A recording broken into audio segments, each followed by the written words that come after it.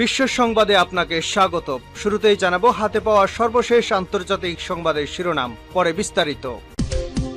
প্রথমে ইসরায়েল, ফিলিস্তিন ও ইরান যুদ্ধ চলছে, জানিয়ে দেব আমাদের হাতে থাকা সর্বশেষ গুরুত্বপূর্ণ আপডেট আন্তর্জাতিক সংবাদ। হামাসের রকেট হামলায় 3 ইসরায়েলি সেনা নিহত, পাল্টা হামলা ইসরায়েলের। জানিয়ে দেব ইসরায়েলে মার্কিন গোলাবারুদে একটি চালান থামালো বাইডেন প্রশাসন। আরো জানিয়ে দেব যুদ্ধ বন্ধ ছাড়া অস্ত্রবিরতি সম্ভব নয়, জানিয়েছে হামাস।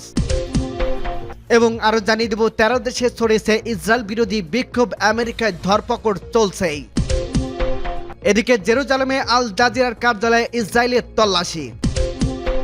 এবং সর্বশেষ জানিয়ে দেব অবৈধ অধিবাসী তাড়ানো ন্যাশনাল গার্ড সেনাবাহিনী মোতায়েনের হুঁশিয়ারি ট্রাম্পের। শুনছিলেন সংবাদ শিরোনাম, এরপর বিস্তারিত। তার আগে অনুরোধ থাকবে, ভিডিওটি যদি ভালো লেগে থাকে ভিডিওটিতে একটি লাইক এবং কমেন্ট করে জানিয়ে দিন ভিডিও সম্পর্কে আপনার মূল্যবান মতামত, এবং আরো কমেন্ট করে জানিয়ে দিন ভিডিওটি আপনি কোথা থেকে দেখছেন এবং শুনছেন।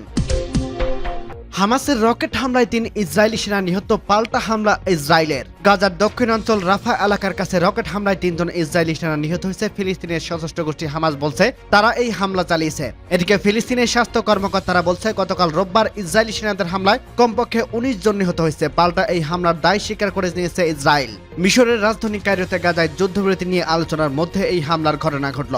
ইসরায়েলি সেনাবাহিনী বলছে গাজার সীমান্তবর্তী ইসরায়েলের দক্ষিণাঞ্চলে কেমের শালম এলাকায় 10টি রকেট হামলা চালানো হয়েছে। হামলার পরে ত্রাণবাহী ট্রাক ঢোকা বন্ধ করে দেওয়া হয়েছে, অন্যান্য ক্রসিংগুলো খোলা রয়েছে। হামাসের সশস্ত্র শাখা বলছে ক্রসিং এর ইসরায়েলি সেনাবাহিনীর একটি ঘাঁটিতে তারা রকেট হামলা চালিয়েছে, তবে কোথা থেকে এই হামলা চালানো হয়েছে তার নিশ্চিত করেনি হামাসের ওই সশস্ত্র শাখা। হামাসের একটি সূত্র গণমাধ্যমকে বলছে বাণিজ্যিক কাজে ব্যবহৃত ওই ক্রসিং তাদের লক্ষ্যবস্তু ছিল না। মিশর সীমান্তের কাছে রাফা এলাকায় 10 লাখের বেশি ফিলিস্তিন আশ্রয় নিয়েছে।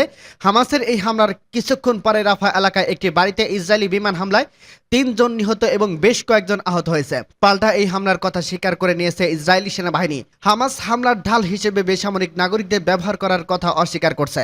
ফিলিস্তিনি স্বাস্থ্য কর্মকর্তারা বলছে মধ্যরাতের আগে গাজায় রাফা এলাকায় ইসরায়েলি বিমান হামলায় 9 জন ফিলিস্তিনি নিহত হয়েছে, তাদের মধ্যে একজন শিশু রয়েছে। ফিলিস্তিনের স্বাস্থ্য কর্মকর্তারা আরো বলছে নতুন হামলায় নিহতের সংখ্যা বেড়ে 19 জনে পৌঁছে গেছে।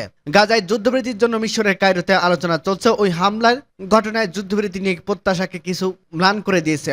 গত 7 অক্টোবর থেকে ইসরায়েল ও ফিলিস্তিনের মধ্যে চলা যুদ্ধে ইসরায়েলের হিসাব 1200 জনকে নিহত হয়েছে, জিম্মি করা হয়েছে 252 জনকে। গাজার স্বাস্থ্য মন্ত্রণালয় হিসেবে ইসরায়েলের হামলা এখন পর্যন্ত 34,600 জন নিহত হয়েছে। বাইডেন প্রশাসন মার্কিন যুক্তরাষ্ট্রের তৈরি গোলাবারুদের একটি চালান ইসরায়েলে পাঠানোর বিষয়টি থামিয়েছে মার্কিন প্রেসিডেন্ট জো বাইডেন প্রশাসন। বাইডেন প্রশাসন এই সিদ্ধান্তের বিষয়ে অবগত একটি সূত্র এ তথ্য জানিয়ে নিশ্চিত করছে, তবে বাইডেন প্রশাসন কেন এমন সিদ্ধান্ত নিল তা প্রকাশ করেনি সূত্রটি অবশ্য রাফায় সম্ভাব্য ইসরায়েলি সামরিক অভিযানের সঙ্গে বাইডেন প্রশাসনের এই সিদ্ধান্তের যোগসূত্র নেই। তাছাড়া এই সিদ্ধান্ত ইসরায়েলি যুক্তরাষ্ট্রের অন্যান্য চালান পাঠানোর বিষয়টিকে প্রভাবিত করবে না।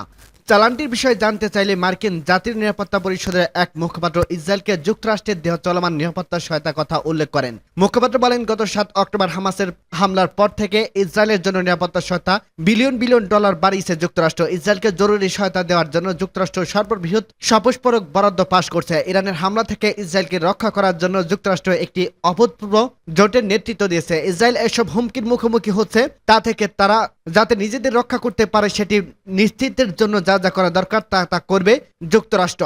খবরটিতে প্রথমে প্রকাশ করে মার্কিন সংবাদ মাধ্যম এক্সিওস।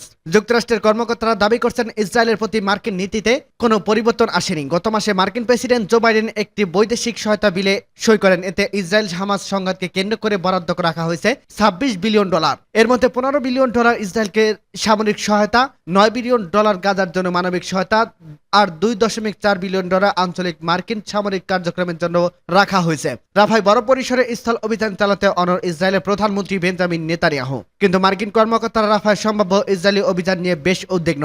গত 7 মাস ধরে গাজায় চলমান আগ্রাসন চালাচ্ছে ইসরায়েল। এই হামলার মুখে গাজার বেশিরভাগ মানুষ উপত্যকায় রাফায় আশ্রয় নিয়েছে, সেখানে 10 লাখের বেশি ফিলিস্তিনি আশ্রয় নিয়েছে। ইসরায়েল হামাসের মধ্যে একটি যুদ্ধবৃত্তি ও জিম্মি মুক্তির লক্ষ্যে বর্তমান আলোচনায় যুক্ত আছেন যুক্তরাষ্ট্র, তবে এই আলোচনায় কোনো অগ্রগতি নেই। ইসরায়েল ও হামাসের অনড় অবস্থানের কারণে গাজায় যুদ্ধবৃত্তির সম্ভাবনা নিয়ে সংশয় দেখা দিয়েছে। যুদ্ধ বন্ধ ছাড়াও অস্ত্রবিরতি সম্ভব নয়, জানিয়েছে হামাস। গাজায় পুরোপুরি যুদ্ধ বন্ধ করা ছাড়া কোনো ধরনের যুদ্ধবিরতিতে যাবে না বলে সাফ জানিয়ে দিয়েছেন ফিলিস্তিনের স্বাধীনতাকামী সংগঠন হামাসের এক জ্যেষ্ঠ কর্মকর্তা কথা জানান। সাময়িক নয় বরং স্থায়ী যুদ্ধবিরতি চুক্তি করার দাবি সংশয় সংস্থাতে, তবে স্থায়ী যুদ্ধ বন্ধ এবং সেনা সরিয়ে নেওয়ার প্রস্তাবে রাজি নয় ইসরায়েল। এদিকে মিশর, কাতার ও মধ্যস্থতার কায়রোতে অনুষ্ঠিত যুদ্ধবিরতি আলোচনার দ্বিতীয় দিনেও কোনো অগ্রগতি হয়নি। খবর আল জাজিরা ও বিবিসি। নাম প্রকাশ না করার শর্তে ওই কর্মকর্তা জানান, স্পষ্টভাবে যুদ্ধের পুরোপুরি সমাপ্তির কথা উল্লেখ না থাকলে যুদ্ধবিরতি কোনো প্রস্তাবে সম্মত হবে না হামাস। তিনি আরো বলেন, যুদ্ধ পুরোপুরি বন্ধ এবং গোটা গাজা থেকে দখলদার ইসরায়েলি বাহিনীকে সরিয়ে নেওয়া না পর্যন্ত কোনো চুক্তি হবে না। এ সময় তিনি আগ্রাসন বন্ধের বিষয়টি যুক্ত না করে চুক্তিতে কেবল ইসরায়েলি জিম্মির মুক্তির চেষ্টার নিন্দা জানান। সংশ্লিষ্টরা জানায়, কায়রোতে চলা যুদ্ধবিরতি আলোচনা দর কষাকষি ইসরায়েল ও হামাসের কোনো ছাড় দিচ্ছে না। হামাসের এক নেতা জানান, ইসরায়েলের প্রধানমন্ত্রী বেঞ্জামিন নেতানিয়াহু ব্যক্তিগতভাবে যুদ্ধবিরতি চুক্তিতে বাধা দিচ্ছেন। অন্যদিকে জিম্মি মুক্তির বিনিময়ে গাজায় পুরোপুরি যুদ্ধ বন্ধের হামাস দাবি প্রত্যাখ্যান করছে নেতানিয়াহু। তিনি বলেন, স্থায়ীভাবে যুদ্ধ বন্ধ মানেই হামাস গাজায় ক্ষমতায় থাকছে, আর এটি ইসরায়েলের জন্য হুমকি। এইটা ইসরায়েল মেনে নিতে পারে না, তবে তার দেশ জিম্মিদের মুক্ত করতে ইচ্ছাকৃত বলে উল্লেখ করেন নেতানিয়াহু। এদিকে নিজ দেশেই বড় ধরনের চাপের মুখে পড়েছে ইসরায়েল সরকার। জিম্মিদের দেশে ফিরে আনতে শনিবার রাতে হাজার হাজার ইসরায়েলি নেমে আসেন রাস্তায়। বিক্ষোভ থেকে তারা দ্রুত একটি চুক্তির আহ্বান জানান। গাজা যুদ্ধের দীর্ঘায়িত করার জন্য নেতানিয়াহুকেই দায়ী করেন তেল আবিবের বিক্ষোভকারীরা। 13 দেশে ছড়িয়ে পড়ছে ইসরায়েল বিরোধী বিক্ষোভ, আমেরিকার ধরপকড় চলছেই। চলমান গাজার ইসরায়েলি হত্যাযজ্ঞের প্রতিবাদে যুক্তরাষ্ট্রের ক্যাম্পাস ভিত্তিক ছাত্র আন্দোলন আরো 12 দেশে ছড়িয়ে পড়ছে। নতুন করে বিক্ষোভ শুরু হয়েছে জার্মানি, সুইজারল্যান্ড, আয়ারল্যান্ড এবং মেক্সিকোতে। শিক্ষার্থীরা বলছে, ফিলিস্তিন ইসরায়েলি আগ্রাসনের প্রতিবাদে মার্কিন বিশ্ববিদ্যালয়গুলোতে যে বিক্ষোভ চলছে তাতে একাত্মতা জানাতে আন্দোলনে নেমেছে তারা।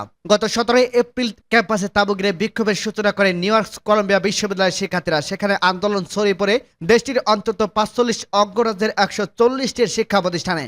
এরপর বিক্ষোভ শুরু হয় ফ্রান্স, যুক্তরাষ্ট্র, Italy, Australia, Canada, Japan, Bharat, Lebanon বিভিন্ন বিশ্ববিদ্যালয়। বিক্ষোভকারীরা গাজায় হামলা বন্ধের পাশাপাশি ইসরায়েলের সঙ্গে সংশ্লিষ্টতা আছে এই অস্ত্র সরবরাহ করে এমন প্রতিষ্ঠানের সঙ্গে বিশ্ববিদ্যালয় কর্তৃপক্ষের সম্পর্ক ত্যাগের দাবি জানাচ্ছেন। এদিকে বিক্ষোভ দমনে আমেরিকার শিক্ষার্থীদের ধরপকড় চলছেই। স্থানীয় সময় শনিবার আরো 2 বিশ্ববিদ্যালয় ক্যাম্পাস থেকে নতুন করে অর্ধশতাধিক শিক্ষার্থীকে গ্রেপ্তার করা হয়েছে। চলমান এই বিক্ষোভে দেশটির প্রায় 2004 শতাধিক শিক্ষার্থীকে গ্রেপ্তার করা হয়েছে। 4 দেশে নতুন করে বিক্ষোভ। স্থানীয় সময় শুক্রবার জার্মানির বার্লিনের হ্যামব্লোড বিশ্ববিদ্যালয়ের বাইরে অবস্থান নিয়ে গাজার যুদ্ধ বন্ধের দাবিতে বিক্ষোভ করেন শিক্ষার্থীরা। তবে পুলিশ ঘটনাস্থলে এসে বিক্ষোভ ছত্রভঙ্গ করে দেওয়ার চেষ্টা করে। পুলিশের দাবি, অন্য জায়গায় তাঁবু ঘিরে বিক্ষোভের আহ্বান জানায় তারা, কিন্তু বিভাগীয়রা তাতে অস্বীকৃতি জানালে পুলিশ বেশ কিছু শিক্ষার্থীকে জোর করে সরিয়ে দেয়। বিক্ষোভের সমালোচনা করছেন বার্লিনের মেয়র কাই ওগ্যান। তিনি এক্সে দেওয়া এক পোস্টে বলেছেন, এই শহরে বার্লিন যুক্তরাষ্ট্র বা ফ্রান্সের মতো ঘটনা দেখতে চান না। বিক্ষোভ করেছেন সুইজারল্যান্ডের লুসান বিশ্ববিদ্যালয়ের শিক্ষার্থীরা। বৃহস্পতিবার থেকে বিদ্যালয়টির একটি ভবনের ফটক দখল করে আছেন সেখানকার শতাধিক শিক্ষার্থী। শিক্ষা সম্পর্কিত যে কোনো কার্যক্রম থেকে ইসরায়েলকে বাদ দেওয়া এবং গাজায় অবিলম্বে যুদ্ধবৃত্তি আহ্বান জানাচ্ছে বিক্ষোভকারীরা। এদিকে আয়ারল্যান্ডের ইউনিভার্সিটি অব ডাবলিনের নিক্রিটি কলেজের শিক্ষার্থীরা শুক্রবার অবস্থান কর্মসূচি শুরু করেন। যুক্তরাষ্ট্র সহ বিভিন্ন দেশের শিক্ষার্থীরা ক্যাম্পাসে তাঁবু ঘিরে যে বিক্ষোভ করছে তাতে সংহতি জানাতেই এমন অবস্থান কর্মসূচি জানিয়েছে এসব শিক্ষার্থী।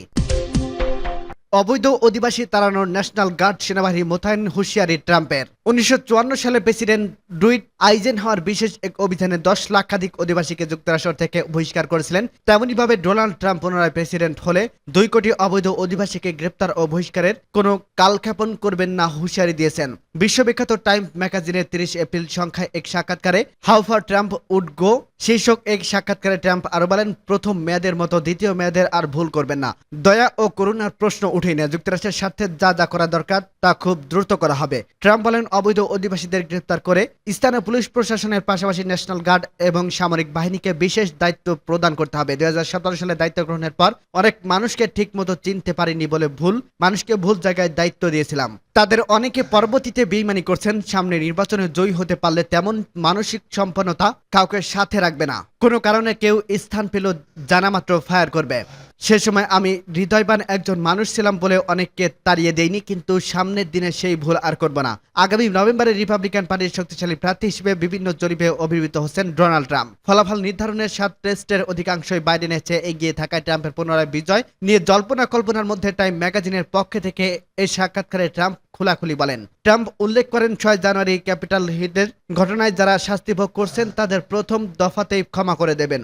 এমনকি দোষী স্বীকার করে যারা জেল খাটছে অথবা সাজা ভোগের পর মুক্তি লাভ করছে তারাও পড়বেন সেই ক্ষমার আওতায়।